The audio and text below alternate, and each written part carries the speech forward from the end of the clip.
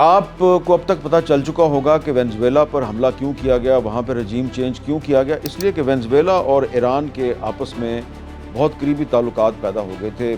دونوں ممالک جو ہیں وہ تیل پیدا کرنے والے اہم ممالک میں شمار ہوتے ہیں، اور اب کچھ عرصے سے وینزویلا اور ایران کے درمیان ڈیفنس کوآپریشن بھی شروع ہو گیا تھا۔ تو ایسا لگتا ہے کہ وینزویلا کے بعد اب امریکہ نے ایران میں بھی رجیم چینج کرنی ہے، اور اس کے لیے اگر آپ حال ہی میں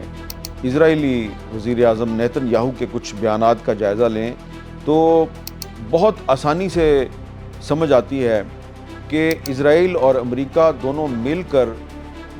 ایران میں رجیم چینج کے لیے کوشش کر رہے ہیں۔ کچھ لوگ پوچھ رہے ہیں کہ جی ایران میں اگر رجیم چینج ہوتی ہے تو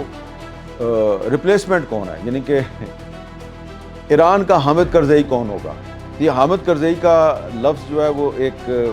ان کا نام استعارے کے طور پہ اس لیے استعمال ہوتا ہے کہ آپ کو یاد ہوگا کہ 2002 میں حامد کرزئی صاحب جو ہیں ان کو پاکستان سے ایک ہیلی کاپٹر میں بٹھا کے افغانستان میں بھیجا گیا اور وہ افغانستان کے صدر بن گئے۔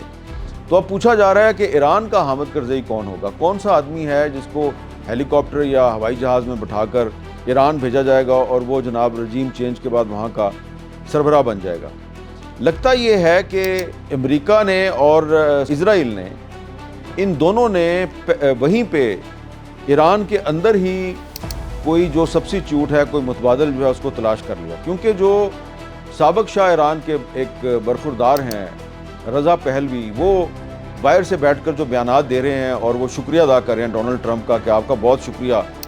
کہ آپ ایران میں جو رجیم چینج کی کوششیں ہیں اس میں ہماری مدد کر رہے ہیں۔ تو لگتا یہ ہے کہ وہ اپنے آپ کو ایک کینڈیڈیٹ کے طور پہ پیش کر رہے ہیں، لیکن ایران میں ان کے پاس کوئی پبلک سپورٹ نہیں ہے۔ تو یہ اس وقت جو ایران میں مظاہرے ہو رہے ہیں یہ تو دراصل ہو رہے ہیں مہنگائی کے خلاف، اور یہ جو مظاہرین ہیں ان کی ایک بہت بڑی اکثریت جو ہے وہ ایران میں جو اس وقت